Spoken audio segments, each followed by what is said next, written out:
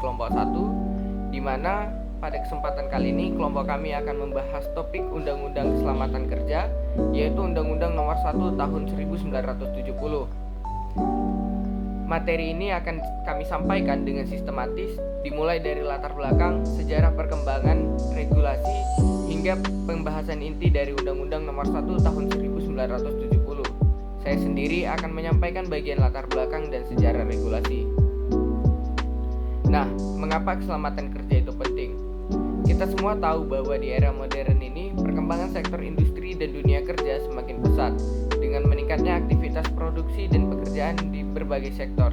Risiko kecelakaan juga akan semakin tinggi.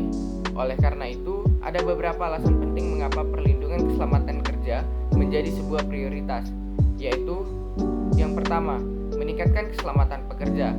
Regulasi ini bertujuan untuk melindungi karyawan dari risiko cedera atau bahaya saat bekerja. Yang kedua, mengurangi risiko kecelakaan.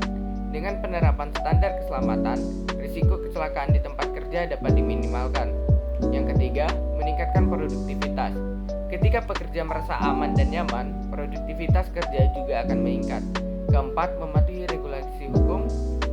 Setiap perusahaan wajib mematuhi peraturan keselamatan kerja yang berlaku untuk menghindari sanksi hukum. Yang kelima, membangun reputasi perusahaan. Penerapan keselamatan kerja yang baik akan meningkatkan citra positif perusahaan di mata karyawan maupun di mata publik. Yang keenam, menjamin kesejahteraan karyawan. Keselamatan kerja bukan hanya tentang fisik, tetapi juga tentang kesejahteraan jangka panjang para pekerja. Berdasarkan poin-poin ini, dapat kita simpulkan bahwa keselamatan kerja bukan hanya sekadar kewajiban perusahaan, tetapi juga sebuah investasi penting untuk menciptakan lingkungan kerja yang aman, sehat, dan produktif. Selanjutnya, mari kita bahas mengenai sejarah dan perkembangan regulasi keselamatan kerja di Indonesia. Pada tahun 1970, untuk pertama kalinya, pemerintahan Indonesia menetapkan Undang-Undang Keselamatan Kerja, yaitu Undang-Undang Nomor 1 Tahun 1970. Undang-undang ini menjadi dasar hukum dalam melindungi pekerja di tempat kerja. Peraturan ini menekankan pentingnya menciptakan lingkungan kerja yang aman dan sehat serta menjadi pedoman utama keselamatan di berbagai sektor industri. Pada tahun 1996, dilakukan revisi undang-undang. Revisi ini bertujuan untuk meningkatkan tanggung jawab perusahaan dalam memastikan keselamatan karyawan di lingkungan kerja. Perusahaan memiliki kewajiban yang lebih besar dalam menjaga serta mencegah kecelakaan dan memberikan perlindungan maksimal pada pekerja. Yang ketiga, tahun 2003 menjadi momen penting dengan terbentuknya Badan Pengawas Keamanan dan Keselamatan Kerja. Tujuan dari badan ini adalah memastikan bahwa setiap perusahaan mematuhi peraturan keselamatan kerja dan standar yang telah ditetapkan. Ini adalah langkah konkret dalam pengawasan pelaksanaan K3 di lapangan. Pada tahun 2011, pemerintah menetapkan standar keselamatan baru yang lebih ketat, terutama bagi industri yang memiliki tingkat risiko tinggi seperti sektor pertambangan, konstruksi, dan manufaktur. Tahun 2016, pemerintah mulai menetapkan program pelatihan keselamatan kerja yang ditunjukkan bagi seluruh karyawan di berbagai sektor industri. Program ini bertujuan untuk meningkatkan pemahaman pekerja mengenai pentingnya keselamatan dan kesehatan kerja. Terakhir, pada tahun 2020, terjadi adaptasi Undang-Undang Keselamatan Kerja untuk menghadapi tantangan baru, termasuk dampak pandemi yang mengancam kesehatan dan keselamatan pekerja. Undang-undang ini mengatur langkah-langkah mitigasi bahaya kesehatan di lingkungan kerja. Dari perkembangan tersebut dapat kita lihat bahwa regulasi keselamatan kerja terus disempurnakan seiring dengan dinamika dan kebutuhan di dunia industri. Pemerintah berupaya memastikan bahwa pekerja mendapatkan perlindungan optimal dan perusahaan memenuhi tanggung jawabnya dalam menciptakan lingkungan kerja yang aman. Dengan demikian, pemahaman tentang Undang-Undang Nomor 1 Tahun 1970 ini menjadi sangat penting bagi kita semua, baik sebagai pekerja maupun sebagai calon pemimpin di masa depan. Selanjutnya, untuk pembahasan mengenai isi dari Undang-Undang Keselamatan UU Nomor 1 Tahun 1970, secara lebih rinci saya persilakan kepada rekan saya untuk melanjutkan presentasi ini. Saya akan menjelaskan tentang tujuan dan manfaat Undang-Undang Keselamatan Kerja. Yang pertama itu ada perlindungan pekerja, bertujuan untuk meningkatkan keamanan, mengurangi kecelakaan, dan melindungi kesehatan pekerja. Yang kedua ada tanggung jawab pengusaha, bertujuan bertujuan untuk menyediakan sarana keselamatan, pelatihan, dan sosialisasi bagi karyawannya. Yang ketiga, ada peningkatan produktivitas bertujuan untuk mengurangi kecelakaan, absensi, dan meningkatkan moral serta produktivitas pekerja. Selanjutnya itu ada perubahan dari regulasi sebelumnya. Yang pertama itu peningkatan standar keselamatan, di mana standar lebih ketat termasuk alat pelindung diri yang lebih ketat. Yang kedua itu perubahan tanggung jawab pengusaha, di mana sanksi lebih tegas, tanggung jawab pengusaha pun akan menjadi lebih besar.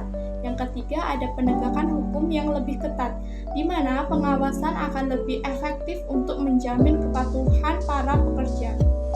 Selanjutnya di sini ada istilah dan definisi dalam undang-undang. Yang pertama ada definisi tempat kerja.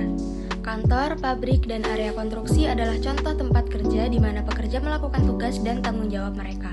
Selanjutnya ada definisi pengusaha, yang merupakan orang atau badan hukum yang memiliki atau mengelola suatu usaha dan bertanggung jawab atas pengambilan keputusan strategi. Lalu ada kriteria tempat kerja yang aman. Jadi untuk memenuhi kriteria, tempat kerja baru harus memiliki fasilitas keselamatan, ventilasi, dan pencahayaan yang cukup. Selanjutnya ada peran lingkungan kerja. Lingkungan kerja yang baik membantu pekerja tetap sehat secara mental dan fisik, meningkatkan produktivitas, dan mengurangi risiko penyakit dan kecelakaan kerja. Yang terakhir ada definisi pengurus, yaitu merupakan orang yang ditugaskan untuk menjalankan operasi sehari-hari perusahaan dan memastikan bahwa semua kegiatan berjalan sesuai dengan peraturan dan aturan yang telah ditetapkan. Selanjutnya di sini ada peran ahli keselamatan kerja. Jadi ahli keselamatan kerja bertugas sebagai konsultan untuk perusahaan mengenai praktik keselamatan yang efektif, termasuk mengidentifikasi bahaya dan menilai ketidaksesuaian di tempat kerja.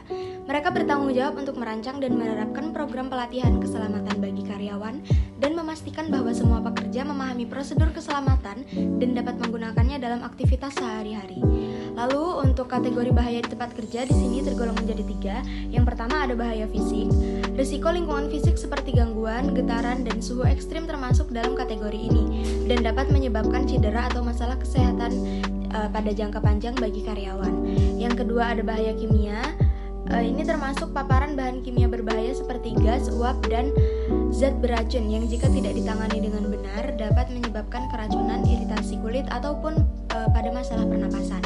Yang terakhir ada bahaya ergonomis yang mengacu pada risiko terkait dengan desain tempat kerja dan tugas yang dilakukan, seperti tubuh yang tidak nyaman ataupun gerakan berulang yang dapat menyebabkan cedera pada posisi otot dan tulang. Nah, jadi untuk materi selanjutnya itu ada ruang lingkup dan kewajiban pengusaha pada keselamatan kerja. Pada poin pertama itu terdapat ruang lingkup penerapan, di mana Undang-Undang Keselamatan Kerja berlaku untuk semua industri termasuk manufaktur, konstruksi, dan jasa untuk melindungi pekerja dari kecelakaan dan penyakit akibat kerja melalui standar keselamatan yang ketat dan kewajiban pengusaha untuk menyediakan lingkungan kerja yang aman. Pada poin kedua itu terdapat kewajiban pengusaha, di mana pengusaha itu bertanggung jawab untuk menyediakan alat pelindung diri atau APD yang sesuai. Pelatihan memberikan keselamatan rutin dan memastikan bahwa semua fasilitas dan tempat kerja itu memenuhi persyaratan peralatan keselamatan yang ditetapkan oleh hukum. Nah, slide selanjutnya itu terdapat syarat-syarat keselamatan kerja. Jadi undang-undang itu menetapkan persyaratan keselamatan kerja dalam proses perencanaan, pembuatan, pengangkutan, distribusi, perdagangan, pemasangan, penggunaan, pemeliharaan, dan penyimpanan bahan berbahaya serta produk berbahaya. Nah, persyaratan ini mencakup prinsip-prinsip ilmiah dan teknik dan harus disusun secara tertib dan jelas.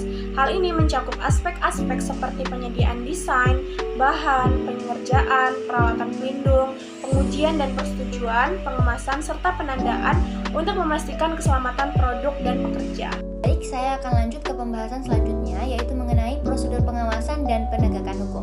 Yang pertama itu mekanisme pengawasan, yang merupakan prosedur pengawasan ditetapkan dalam Undang-Undang Keselamatan Kerja, mencakup inspeksi rutin yang dilakukan oleh badan pengawas untuk memastikan kepatuhan terhadap peraturan dan penegakan hukum yang tegas terhadap pelanggaran yang mengancam keselamatan kerja. berdasarkan pasal 14 hingga 16 yang mengatur tentang pengawasan yang dilakukan oleh pemerintah terhadap penerapan Undang-Undang Nomor 1 Tahun 1970 di tempat kerja. Pengawasan dilakukan oleh pengawas ketenagakerjaan yang ditunjuk oleh pemerintah dengan wewenang yang pertama, inspeksi berkala. Dalam hal ini, pengawas ketenagakerjaan berhak melakukan inspeksi berkala di tempat kerja untuk memastikan kepatuhan terhadap standar keselamatan yang ditetapkan. Yang kedua, pemeriksaan mendadak. Dalam hal ini, pengawas dapat melakukan pemeriksaan tanpa pemberitahuan sebelumnya, terutama jika ada laporan pelanggaran keselamatan atau kecelakaan kerja yang serius. Kemudian yang ketiga, pengawasan dokumen keselamatan. Dalam hal ini, pengusaha diwajibkan untuk menyimpan dan menunjukkan dokumen terkait keselamatan kerja seperti laporan kecelakaan, pelatihan, dan juga pemeliharaan alat. Mengenai tanggung jawab pengusaha dan tenaga kerja.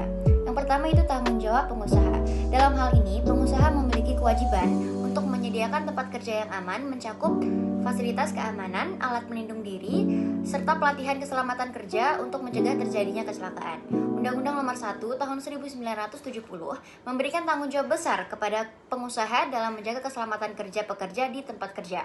Beberapa tanggung jawab yang harus dipenuhi oleh pengusaha berdasarkan pasal 9 hingga 14 Undang-Undang Nomor 1 Tahun 1970 meliputi yang pertama itu menyediakan lingkungan kerja yang aman. Dalam hal ini pengusaha harus memastikan bahwa fasilitas dan peralatan yang digunakan dalam pekerjaan ada dalam kondisi yang baik dan juga layak digunakan. Kemudian yang kedua itu menjamin penggunaan APD sesuai dengan pasal 14. Dalam hal ini, pengusaha wajib menyediakan dan memastikan penggunaan APD oleh pekerja dalam situasi yang memerlukan perlindungan tambahan. APD di sini dapat berupa helm, masker, sepatu, pelindung, sarung tangan ataupun pakaian khusus. Kemudian selanjutnya itu kewajiban tenaga kerja. Nah, karyawan dihadapkan untuk mematuhi prosedur keselamatan yang ditetapkan menggunakan alat pelindung diri dan melaporkan kepada pengusaha bahwa jika terjadi potensi bahaya di tempat kerja. Kemudian selanjutnya kolaborasi dalam keselamatan. Nah, sangat penting bagi pengusaha dan karyawan untuk bekerja sama supaya menciptakan budaya keselamatan yang baik di mana komitmen masing-masing untuk menjaga kesehatan serta keselamatan di tempat kerja. Kemudian pembahasan selanjutnya itu kita akan membahas mengenai pembinaan keselamatan kerja.